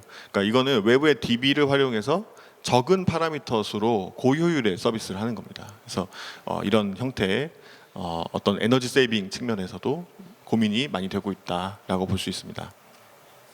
결국 파라미터를 튜닝 분산 처리해서 컴퓨팅 자원을 절감하고 비용도 절감하겠다라는 겁니다. 저희 회사 안에 그 고성능 GPU 인프라가 있는데 저희 직원들이 막 사달라고 맨날 난리거든요. 근데 견적을 딱 보면 제일 싼 게 막 1억, 2억이에요. 깜짝깜짝 놀랍니다. 예. 근데 너무 원하는 게 많은데 잘 못 해주고 있어요. 그래서 오픈 AI가 1조 가지고 시작했다라는 거가 정말 사실 엄청난 무기거든요. 그래서 아무나 따라할 수 없는 영역이지만 또 반대로 경량화시키고 하는 형태. 그래서 페이스북이 만든 뭐 라마 같은 그런 모델들도 연구가 계속되고 있습니다. 초거대 AI의 고민이 이제는 IT 기업 간의 경쟁이 아니라 국가 간의 경쟁으로 또 심화가 되고 있습니다. 그래서 정말 이제 중국, 한국도 초거대 언어 모델을 가진 그 국가 중에 하나이거든요. 의외로 전 세계의 많은 국가들이 고민하고 있지만 몇 개 국가가 갖고 있지 않습니다. 그래서 그런 부분에서는 좀 자부심을 가져도 될 것 같고요. 이제는 기업 간이 아니라 정말 국가 간에 아주 치열한 경쟁들이 막 나오고 있어요. 그래서 사건들도 많이 생기고 있고 또 인력을 또 데려가려고 하는 그런 HR에서도 많은 또 시도들도 있습니다. 네, 그리고 기술 종속이 되는 그런 가능성도 굉장히 크다라는 겁니다. 한국에 그 챗GPT를 응용한 서비스 되게 많이 나오고 있고 유명한 것도 많습니다. 근데 챗GPT가 멈췄더니 갑자기 한국 서비스가 다 멈춰요. 네, 기술 종속이 되고 있는 거죠. 그렇죠? 그러니까 챗GPT가 좋긴 하지만 또 한편에서는 우리의 또 칼을 많이 갈아야 되는 그런 고민도 해야 될 것 같습니다. 저작권 이슈 또 인공지능의 윤리 문제가 있습니다. 그래서 우리나라 정부에서도 국가 인공지능 윤리 기준화를 만들고 최고의 가치는 인간성이다. 그리고 인간의 뭐 3대 원칙, 10대 핵심 요건 이런 것들 만들고 국가 전략도 세우고 있습니다. 그래서 이제는 AI 자체가 국가적으로 정말 고민해야 될 정도 차원입니다. 어떤 하나의 기술이 아니라 정말 국가적인 대응을 해야 되는 그런 우리 이번 그 제주 포럼에서 다뤄야 될 정도로 굉장히 무거운 그런 주제인 게 맞습니다. 네, 지금 거의 제가 준비한 것들은 다 끝났습니다. 제가 이 강연을 좀 준비하면서 마지막에 어떤 말씀을 좀 드릴까 고민을 했었는데요. 제가 좋아하는 교수님이 챗 GPT 시대에 딱 맞는 그런 말씀을 하셨더라고요. 그래서 그 말이 과거는 검색하고 현재는 사색하고 미래는 탐색하라입니다. 네, 이상으로 발표 마치겠습니다. 감사합니다.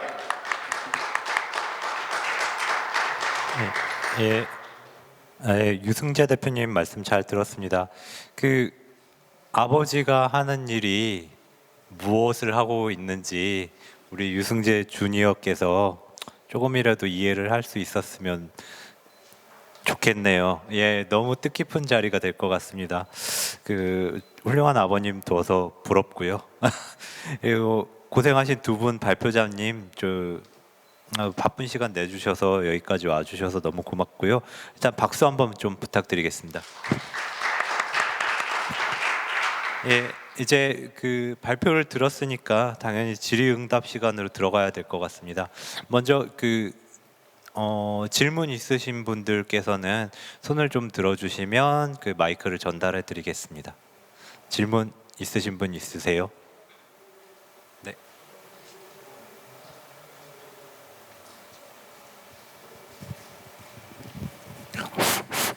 네, 안녕하세요. 그 플리토 대표님한테 좀 여쭤보고 싶은 게 있는데요. 예, 일단 올해 그 흑자 전환 축하드리고요. 예기치 않게 오픈 GPT 그 인공지능으로 이제 편향을 하시면서 흑자 전환을 됐다라고 보는 사람들 많은데 전부터 그런 게 예견한 건가요? 아니면은 운 좋게 편승해서 이렇게 그쪽으로 갈아타신 것인지 좀 여쭤보고 싶은 거거든요. 예, 항상 이제 얘기를 할 때 이게 기사화가 되냐 기사화가 안 되냐가 저희한테 상당히 중요하거든요. 그래서 여러분들이 가끔 기사나 언론에서 보는 게 뭐 전부라고 이게 진실이다라고 생각할 수 있겠지만 특히 이제 상장사 같은 경우는 밖에서 말을 할 때 되게 조심해야 되는 부분들이 있습니다. 그래서 여기 이제 언론에서 하시고 기사화가 될 가능성이 있기 때문에 그걸로 말씀을 드리면 당연히 예상을 했고요. 예, 저희는 미래의 언어 데이터가 중요할 거다. 예, 그렇게 당연히 예상을 했고 그래서 시작을 했고 뭐 그 2022년에 이런 언어 인공지능 기회가 와서 저희 회사에는 좋은 기회가 됐다라고 생각을 하는 게 이 기사용이고 실제에 대해서 말씀을 드리면 저는 사실 개인적으로 어렸을 때 외국에서 태어나서 쭉 자랐어요. 그래서 이제 언어라는 걸 너무 좋아하다 보니까 결국에는 제가 봤던 영화라던가 이런 거에서 이 언어 쪽으로 많이 변하는데 그 자동 번역이라든지 뭐 이런 걸로 많이 변하는데 내가 그쪽에서 과연 그걸 만들 수 있을까라는 우려가 좀 있었어요. 그런 걸 너무 하고 싶은데 그걸 만들기에는 과연 대기업의 영역이고 과연 일반 기업들이 할 수 있을까? 작은 기업들이 할 수 있을까? 그러면 작은 기업들은 대기업들이 접근하지 않는 영역에서 어떤 쪽으로 할 수 있을까라고 보니까 그런 것들을 학습시킬 수 있는 언어 데이터를 많이 만들면은 좋을 거다라고 생각을 했습니다. 그래서 2007년에 창업했다가 2008년에 한번 망하고 너무 일찍 시작한 거죠. 2007년은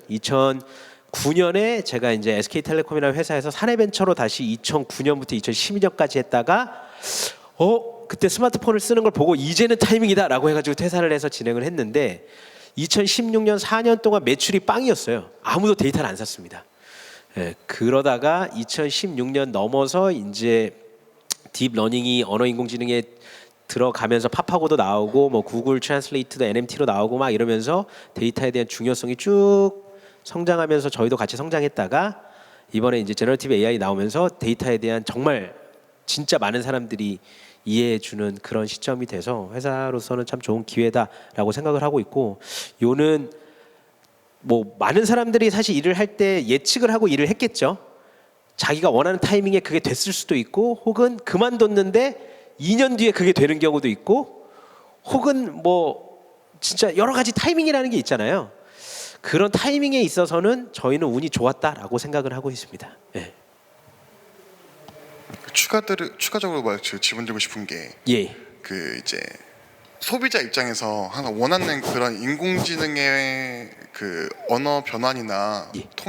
통번역의 그런 기능들 있잖아요. 예를 들어서 저희가 지금 나누고 있는 대화들 실시간으로 자막으로 외국어로 바꿔서 뭐 다른 나라 분들이 바로 알아들 수 있게 그렇게 서비스 한다는 거 그런 동영상 같은 플랫폼에 그런 걸 입히는 거에 대한 기술 개발 같은 거는 따로 그 언어 인식을 우선으로 하는지 아니면 도출을 위주로 하는지 그러니까 강연의 내용을 기준으로 들어보면은 도출을 우선시하는 것 같은데 근데 인지가 먼저 돼야 될 거라고 저는 생각하고 있거든요. 당연히 이제 인지가 먼저 돼야 되고요. 아까도 저희 뭐 대표님께서 말씀하신 것 중에 이제 인지 영역이랑 사실 생성 영역이랑 뭐 나눠지게 돼 있는데 우리도 사실 사람이 들었을 때 이렇게 말을 하거나 아니면은 듣는 그런 기능 자체가 좋지 않으면은 사실 받아들이는 것 자체가 힘들어지잖아요. 그래서 일반적으로 저희가 언어인공지능에서 특히 음성을 들어가거나 이런 부분에는 보이스 레코니션이나 음성 인식이라든지 저희가 텍스트 스피치라고 음성을 뽑아내는 기술이라든지 이런 부분에 있어서는 당연히 잘 돼야 되는 게 맞아요. 그런데 현재로 봐서는 인공지능에서 이런 생성형 채팅 이쪽보다는 그쪽 영역이 더 빨리 완성이 될 거예요. 왜냐하면 답이 있는 분야거든요. 그러니까 무슨 말이냐면 저희 대화에 있어서는 사실 답이라는 게 없잖아요. A로 얘기해도 되고 B로 얘기해도 되고. 근데 제가 막 이상하게 뭉개면서 얘기해도 여기 있는 사람한테 받아적기 하면은 대부분 다 똑같은 답을 쓴단 말이죠. 결국에는 학습의 영역에 있어가지고 데이터를 많이 넣으면은 그 부분은 어느 정도 정확해질 거다. 특히 이제 고자원 언어라 그래가지고 언어가 데이터가 많은 것들은 올라갈 거기 때문에 많은 회사들이 거기에 집중을 많이 안 해요. 집중 안 한 이유가 누군가는 데이터를 사서 만들겠지, 우리는 그 인식 API를 써가지고 쓰면 되겠지라고 생각을 합니다. 그러다 보니까 좀 더 새로운 답을 줄 수 있는 생성형 쪽에 많이 관심을 두는 부분들이 있고요. 이쪽은 점점 자세하게 만들어질 거예요. 그 발화도 지금 요새 다양한 언어로 막 나옵니다. 요새 연예인들 음성 조금만 따면은 그 연예인 똑같은 목소리 낼 수 있어요. 왜 안 나오는 줄 아세요? 그게 기술이 없어서 안 나오는 게 아니라 이 초상권 문제 때문에 안 나와요. 그게 나오면 사람들이 거기다 뭐부터 해보겠나요? 예를 들어서 제가 뭐 블랙핑크 좋아한다. 그러면 제니 목소리로 뭐 정수 오빠 사랑해요 이런 거부터 쳐볼 거란 말이죠. 연예인들 입장에서 너무 무섭잖아요. 그런 잘못된 쪽으로 가게 될까봐. 그리고 그게 상품화됐을 때 누가 초상권을 낼 것이냐, 거기에 대한 비용을 누가 낼 것이냐, 이제 이런 부분에 대한 게 해결이 안 돼가지고 아직 시장에 잘 나오지 않는 거지. 웬만한 기술들은 지금 다 나와 있습니다. 반면에 동시 통역이 가능하냐라고 볼 때는 여기에 동시 통역하시는 분도 있지만 저는 항상 얘기를 했던 게 절대 불가능하다라고 얘기를 하고 있어요. 왜냐하면은 동시 통역이라는 거는 여러 가지 상황을 전반적으로 듣고 통역을 하는 게 필요한데, 일반적으로 저희가 이 현재 인식을 해가지고 번역을 제시하는 거는 앞에부터 이렇게 번역을 해 나가기 시작하거든요. 그리고 개개인의 발화에 있어서 여러 가지 말투라는 게 있습니다. 그 말투를 학습시키기에는 인공지능이 현재 그렇게까지 적은 데이터로 학습할 수가 없어요. 사람마다 다 말투가 다른데, 특히 한국 사람들 같은 경우는 앞에 제일 많이 쓰는 말이 뭔지 아세요? 아니라는 말을 많이 씁니다. 예, 긍정적인 문장에도 아니 이렇게 하고 얘기를 하거든요. 그걸 가지고 인공지능이 번역을 하기 시작하면 모든 문장을 다 부정문으로 바꿔버리는 경향들이 있어요. 그래서 만약 기계를 썼을 때 통역이 잘못 통역돼서 내가 주식을 잘못 샀다, 그 책임은 누가 져야 되냐, 이런 여러 가지 영역들이 생기는 거죠. 그래서 통역에 있어서 좋은 조력자가 될 수는 있지만, 특히 동영상 같은 경우도 지금 퀄리티가 엄청 낮거든요. 통역되는 거. 그게 여러 가지 말투라든지 그 상황에 따른 분석이 아직 안 돼서 그런데, 동영상 같은 경우 그래도 1인이 발화하는 거, 한 명이 발화하는 건 어느 정도 돼요. 근데 다인이 발화하는 거는 앞으로도 좀 어렵지 않을까 싶고, 대신에 그런 거를 작업하기 쉽게 해주는 여러 가지 서포트되는 소프트웨어들은 지금도 많이 발전되고 있고, 지금 통역가분들도 제가 알기로는 전혀 기술의 도움을 안 받는 걸로 알고 있어요. 그런데 이런 숏핸드라 그래서 속기라고 이런 것들이라든지, 혹은 MTP 머신 트랜슬레이션 포스트 에디팅이라고 나중에 자동 번역을 수정하는 거, 이런 부분이 좀 더 빨리 된다면 통역 쪽에서도 충분히 조력자 역할로 사용은 가능할 거다라고 보고 있습니다. 감사합니다. 다음 질문 부탁드립니다. 예, 사실은 뭐 저 두 대표님 말씀 정말 높은 관심을 가지고 이제 들었었는데, 이정수 대표님 조금 전에 이제 동시통역 말씀하셔가지고 제가 그걸 질문을 하고 싶었어요. 이제 저희 같이 이제 해외 업무 많이 해왔던 그런 사람들 입장에서는 보면은 뭐 말하는 게 바로 이렇게 좀 영어라든지, 그죠? 영어로 이야기하면 우리말로라든지 이렇게 통역이 되고 하면은 굉장히 좋겠다. 이제 그냥 그 문장을 그냥 가지고는 이제 구글 뭐 이렇게 번역기 돌려가지고, 그죠? 또 해서 조금 고치고 뭐 이런 식으로 해 나왔는데, 항상 아쉬웠던 게 동시 통역. 이런 게 왜 기술적으로 발전이 안 되지?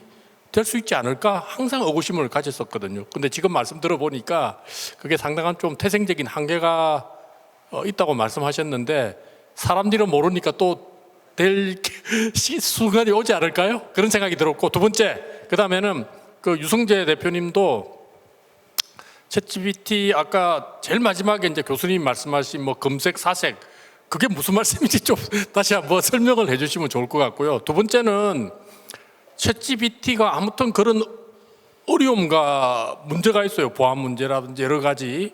그런데 현실적으로 그걸 이제 저희가 활용을 해 나가는 데는 또 굉장히 또 유용성이 있지 않습니까? 그래서 그럼 어떻게 그러면 저희들이 활용해 나가면 좋을지 그런 말씀도 좀 해주시면 좋겠습니다.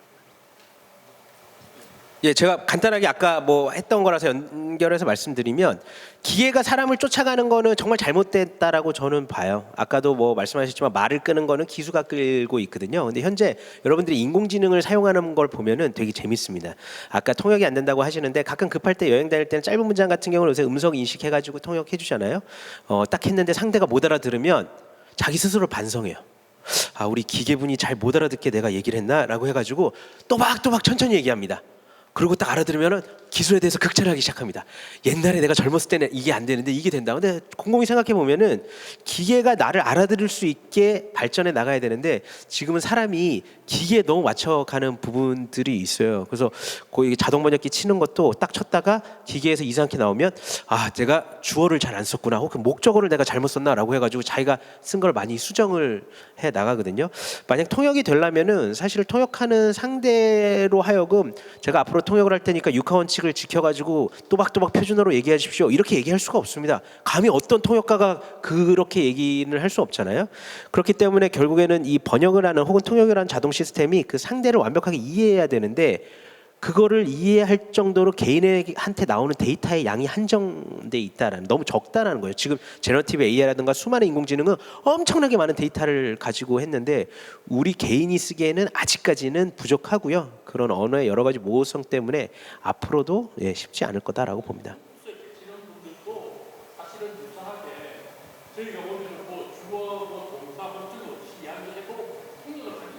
그렇죠. 네. 그렇죠. 예. 그 부분에 있어서는 사실은 같은 언어에 대한 이해를 하기 때문에 사실 기계보다는 현재는 받아들이는 게 훨씬 더 많은 부분들이 있고요. 이게 말투라든지 아니면 우리가 그 상황에서 느껴야 되는 부분에 있어서는 사실 현장을 보는 것도 있고 이 발표 앞뒤의 부분을 이해하는 것도 있고 여러 가지 뒤에 PPT에 적혀 있는 문장을 보는 것도 있고 그런 것들이 있지 않습니까? 그래서 그런 수많은 데이터들을 사실은 통역하시는 분들이 동시에 받아들여서 진행을 하는 거고 당연히 100% 정확하진 않겠지만 앞으로 미래에서도 사실 사람이 하는 쪽이 훨씬 더 잘 될 거다라고는 보고 있습니다. 네. 저한테 이제 질문 주신 두 가지가 있었는데요. 일단 첫 번째 그 마지막에 이제 끝날 때 말씀드렸던 부분은 이제 비슷한 맥락일 수 있는데 어떤 그 AI가 주는 답변이나 결과물에 인간이 너무 맞춰서 이제 끌려가기보다는 사실 현재에 대한 질문을 하면 답은 볼 수가 있습니다. 사실 검색 엔진 통해서.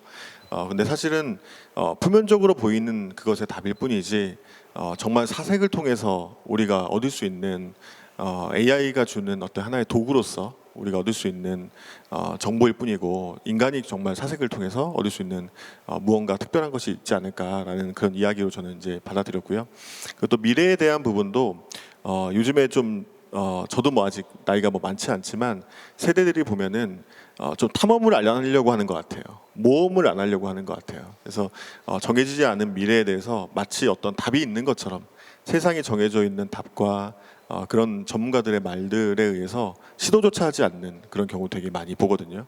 저는 원래 직업 자체가 기획자이기 때문에 오히려 그럴수록 더 막 깨보고 싶고 더 막 가보고 싶고 막 이런 게 되게 많습니다. 그래서 아마 이제 교수님 이어령 교수님께서 하신 말씀인데 정말 인사이트 있는 말씀이지 않았나. 물론 이제 돌아가셨지만 그래서 되게 나름대로 좀 감동적으로 받아들이고 이제 말씀드렸고요. 그리고 두 번째 말씀하신 그 부분은 저희 회사가 페르소나의 의미를 말씀드린 것처럼 이게 AI가 중요한 게 아닌 것 같아요. 사람들이 정말 필요로 하고 의미 있는 것들 그렇게 쓰이는 게 중요한데 저희가 했던 것 중에 제가 제일 사랑하는 제품이 저희 회사가 만든 AI 키오스크가 있어요. 그래서 어르신들이 동사무소에서 키오스크 사용법을 요즘에 배운다는 거예요. 그게 너무 말도 안 되잖아요. 인간이 편리하려고 쓰는 게 키오스크인데 그걸 동사무소에서 배워서 써야 돼요. 어이가 없죠. 그래서 저희가 또 보험사를 갔더니 DB손해보험에 결국 납품했는데 AI 키오스크라는 걸 만들었어요. 그래서 저희 어머님을 모시고 이제 만들었는데 사람이 앞에 쓰게 되면 카메라를 통해서 성별, 나이, 감정을 인식합니다. 그래서 80세 어머님인데 기분이 나쁘다. 그런 목소리도 커지고 프로세스도 간단해져요. 단계가 보험금을 돈을 안 주려고 그렇게 복잡하게 만들었는지 13단계예요. 아까 인증했는데 또 해야 되고 또 해야 돼요. 그래서 제가 금감원에 민원을 넣어가지고 7단계로 줄였어요. 13단계를. 근데 보험사는 원래 법에서 정한 대로 해야 된다 그러고 저는 만약에 이거 안 받아주면 안 하겠다 그랬어요. 그래서 오히려 빼니까 혁신이다라는 말씀 많이 드렸거든요. 그래서 프로세스도 줄이고 전화기를 달았습니다. 그래서 고객이 헤매고 있으면 전화가 울려요. 그럼 어르신들 전화를 100% 받습니다. 여보세요? 이렇게 받는 거예요. 그럼 AI가 AI가 응대를 해주는 거예요. 어머님 여기 화면을 눌러주세요. 깜빡깜빡 거립니다. 그러면 거기서 시키는 대로 신분증 넣고 하면 보험금 청구가 완벽하게 무인화되는 거예요. 그래서 다른 제품이 더 비싸고 돈은 더 잘 벌리는데 이상하게 그 제품을 저는 정말 사랑합니다. 그래서 챗 GPT 이제 질문 주신 부분에서 챗 GPT는 좋다, 나쁘다 이렇게 하나로 말할 수 있는 건 아닌 것 같아요. 챗 GPT의 장점을 우리가 취할 건 취하고 활용할 건 활용하는 게 좋은 거니까 그런 측면에서 우리나라 기업들이 원하는 거는 보안의 문제를 좀 해결했으면 좋겠다. 그리고 기업의 내부 직원들이 가지고 있는 어떤 문서 파일들 굉장히 많잖아요. 그 내용들을 내 마음대로 넣어가지고 거기서 내가 원하는 정보도 찾아주기도 하고 또 요약도 해주고 생성도 해주고 이걸 파일로도 만들어서 나한테 보내주고 그러니까 우리 회사에 있는 결국 우리 직원들 모두가 사용할 수 있는 그런 서비스를 이제 만든 겁니다. 그래서 그 이름을 어떻게 할까 고민하다가 한국에서 만든 AI 회사의 엔진과 챗 GPT 엔진을 같이 쓰기 때문에 그래서 KGPT라고 이렇게 이름을 짓게 됐습니다. 네, 있습니다. 네, 시간 관계상 마지막으로 질문 하나만 더 받고요. 혹시 있으신가요? 질문 네. 하나 드리겠습니다. 네, 질문.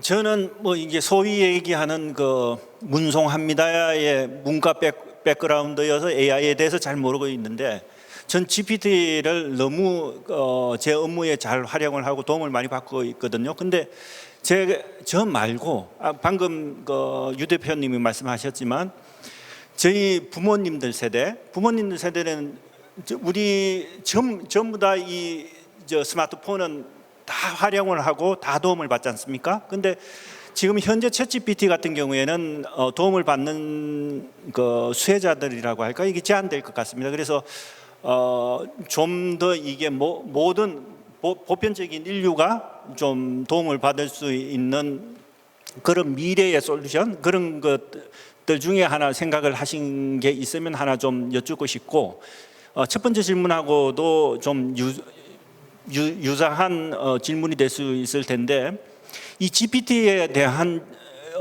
우리가 GPT 듣는 이런 얘기를 올해 가장 많이 들었겠지만 작년까지만 해도 별로 못 들었거든요. 작년에는 우리 가장 많이 들었던 게 저는 메타버스 이것만 계속 들었던 것 같은데 갑자기 올해 GPT가 툭 튀어나온 것 같은데 저희들 일반적인 입장에서는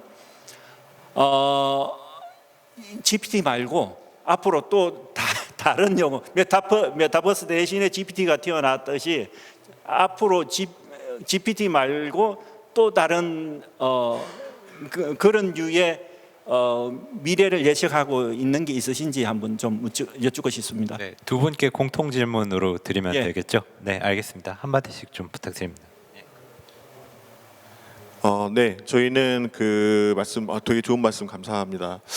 저희는 이제 대화가 되는 그 AI를 하고 있는 회사로서 엔진을 만든 다음에 이걸 경량화 시켜가지고 하드웨어로 만들었어요. 그래서 AI 인베디드 반도체라는 걸 만들었습니다. 그래서 저희 회사를 창업한 계기가 언젠간 자동차 핸들이 없어질 거고 말로 모든 걸 컨트롤할 텐데 해킹이 되는 순간 사람이 죽어버릴 수 있고 사고가 나겠구나.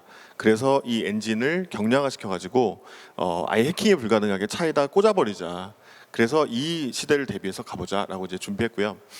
근데 이제 갑자기 요즘에 반도체 아주 많이 나오고 있잖아요. 그래서 AI 반도체 시대가 된 것 같고 우리가 너무너무 많은 차를 타고 있고 또 스마트 홈이라고 하는 또 집을 다 가지고 있기 때문에 이 컨버세이션 AI 엔진이 경량화된 이 반도체 영역이 앞으로 다음 단계에서 GPT를 잇는 아주 큰 비전을 좀 가지고 있지 않을까 이렇게 생각이 들고요. 그리고 그 말씀 주신 부분 중에서 GPT 외에도 많이 못 들어본 것 같다 이런 말씀하셨는데 사실 이제 엔지니어들은 많이 하고 있었어요. GPT가 뭐 버전 GPT-3도 있었고 막 있었는데 이제 일반인들은 많이 이제 경험하기 어려웠죠.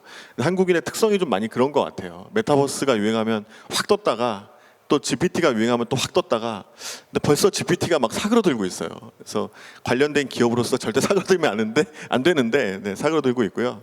그래서 저희도 많은 고민이 있습니다만 어쨌든 이거는 없어지거나 하는 영역이 아니다. 이건 어떤 파운데이션 말씀드린 것처럼 모든 영역들 분야에 다 들어갈 수 있는 심지어 이 마이크에도 들어갈 수 있고 뭐 차에도 들어갈 수 있고 스피커에도 들어갈 수 있고 어디든 들어갈 수 있는 어떤 파운데이션 모델이 GPT다. 네, 이렇게 말씀드리고 싶습니다. 그 아까 제가 이제 지금 나오는 많은 서비스들이 제너러티브 AI를 똑같은 상품을 가지고 그냥 뭐 형태만 바꿔서 내는 경우들이 되게 많이 있어요. 근데 어떻게 보면 연세가 있으신 분들, 아까 한라봉으로 제가 비유를 했는데 한라봉 같은 경우도 어르신들이 드시기가 힘들면 갈아서 주스로 만들어 가지고 어르신들이 입맛에 맞춰서 낼 수도 있겠죠. 그러려면은 사실 갈아 가지고 주스로 만들 수 있는 기술을 갖고 있는 업체가 그런 제너러티브 AI를 어떻게 보면은 연세가 있으신 분들도 활발하게 활용할 수 있게끔 만드는 게 필요할 것 같고요. 문제는 이제 연세가 있으신 분들이 특히 범죄에 취약합니다. 지금 우리가 핸드폰도 우리는 잘 쓰고 핸드폰 없이는 살 수 없지만 피싱 같은 경우도 대부분 다 핸드폰을 통해서 일어나고 있고요. 그다음에 뭐 카톡이라든지 여러 가지 메신저, 뭐 SMS 같은 경우들을 우리는 편하게 쓰지만 그게 범죄에 악용되기 시작하면 이제 밑도 끝도 없어지는 거거든요. 지금 제너러티브 AI 같은 경우는 벌써 나온 지 얼마 되지 않았는데 범죄에 악용되는 경우들이 우후죽순처럼 나오고 있습니다. 특징적으로 뭐냐면 기계가 물어보면은 이제는 이제 어르신들께서 사람이 검사 흉내를 내 얘는 아닐 거야라고 하는데 기계가 물어보면은 모든 장벽을 해제합니다. 기계가 나한테 물어보네. 비밀번호가 뭐예요? 이건 기계가 물어봤으니까 알려줘야지. 뭐 계좌번호가 뭐예요? 계좌번호를 알려주시면 저는 훨씬 더 좋은 답을 줄 거예요. 그래? 기계가 물어보네. 그러면 이제 답을 알려주는 거죠. 그렇게 되는 것처럼 사실 범죄에 악용되는 게 많기 때문에 그 뒤에랑 연결시켜서 얘기하면은 범죄를 다시 막는 기술들이 엄청나게 많이 떠오르지 않을까 이렇게 생각을 하고 있습니다. 그래서 뭐 메타버스랑 우리가 그동안 배울 게 많았죠. 블록체인도 있었고 뭐 NFT도 있었고 뭐 여러 가지가 있었지만 현재 나오는 제너러티브 AI 쪽은 메타버스랑 NFT 뭐 블록체인 이쪽이랑 비교할 바는 아닌 것 같아요. 사실 그거에 비해서는 훨씬 더 큰 파도라고 생각을 하고 있고요. 이게 10년, 12년 주기입니다. 딱 보시면 그죠? 이게 딱 보시면 닷컴 12년 지나면은 모바일 12년 지나면 딱 이제 제너러티브 AI. 그래서 이미 뭐 엔비디아 주가도 많이 올랐지만 여기서 12년 지나면 또 뭔가가 또 새로 생길 것 같다라는 예상을 들을 사람을 많이 해요. 그래서 지금 투자가 늦었다면 12년 뒤를 위해서 총알을 장전해라 뭐 이런 얘기도 하거든요. 어떤 게 과연 뜰 거냐라고 한다면 그거는 아무도 모르는 것 같아요. 아무도 모르고 다만 예측할 수 있는 범위에는 있다. 지금 제너러티브 AI, 뭐 메타버스 모든 것들이 다 우리가 옛날에 영화에서 봤던 미래를 그렸던 영화에서 봤던 내용들이 많이 나오거든요. 그러면은 그 말은 많은 사람들이 과거에 미래에는 이렇게 변할 거다라는 예측 범위 안에는 들어간다라는 거죠.